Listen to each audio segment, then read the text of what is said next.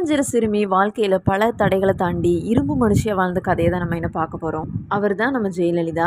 சிறு வயசுலேயே பார்த்தீங்கன்னா ரொம்ப புத்திசாலியான பொண்ணு. படிப்பில் எப்போதுமே ஃபஸ்ட் ரேங்க் தான். லா படிக்கணுங்கிறது அவங்களோட ஆசையாக இருந்தது. ஆனால் குடும்பத்தோட சூழ்நிலை காரணமாக தான் அவங்க சினிமாவுக்கே வந்தாங்க. சினிமாவிலையும் பார்த்தீங்கன்னா சூப்பர் ஸ்டார் மாதிரி தான் இருந்தாங்க. முன்னணி நடிகையாக இருந்திருக்காங்க. எம்ஜிஆர் கூட சேர்ந்து நிறைய படங்கள்லாம் நடிச்சிருக்காங்க. திரையுலகில் அவங்களுக்கு அவ்வளோ ஒரு வரவேற்பு கிடைச்சிது. அந்த வரவேற்பு தான் அவரை அரசியலுக்கும் கொண்டு வந்துச்சு. அரசியல் பயணம் எப்படி இருந்ததுன்னு பார்த்தீங்கன்னா, ஆரம்பத்தில் கட்சிக்குள்ளேயே நிறைய எதிர்ப்பு இருந்துச்சு. சட்டமன்றத்தில் அவருக்கு நடந்த அவமானத்துக்கு அப்புறம் மீண்டும் நான் முதல்வராக மட்டும்தான் இங்கே வருவேன் அப்படின்னு ஜெயலலிதா அவர்கள் சபதம் எடுத்தாங்க. சொன்ன மாதிரியே அவங்க முதல்வர் ஆனாங்க. பல முறை பதவியும் ஏற்றாங்க. அம்மா உணவகம், அம்மா மருந்தகம், நிறைய ஏழைகளுக்கான திட்டங்களை செஞ்சுருக்காங்க.